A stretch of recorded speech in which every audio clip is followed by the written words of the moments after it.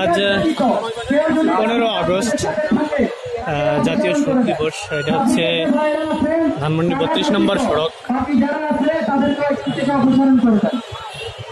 জাতীয় শোক দিবস উপলক্ষে আওয়ামী লীগ অঙ্গ সংগঠনের বিভিন্ন স্তরের নেতাকর্মী আছে এখানে। বঙ্গবন্ধুর প্রতিকৃতিতে শ্রদ্ধা জানাতে আসার কথা, কিন্তু আসলে আমরা সকাল 7টা থেকে এখানে এসেছি।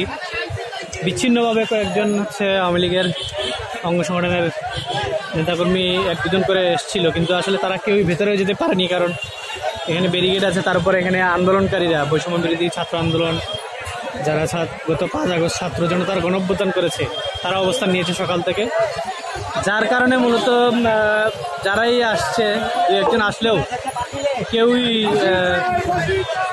ধানমন্ডি 32 নম্বর সড়কের এই বঙ্গবন্ধুর প্রতিকৃতি পর্যন্ত যেতে পারছেন না।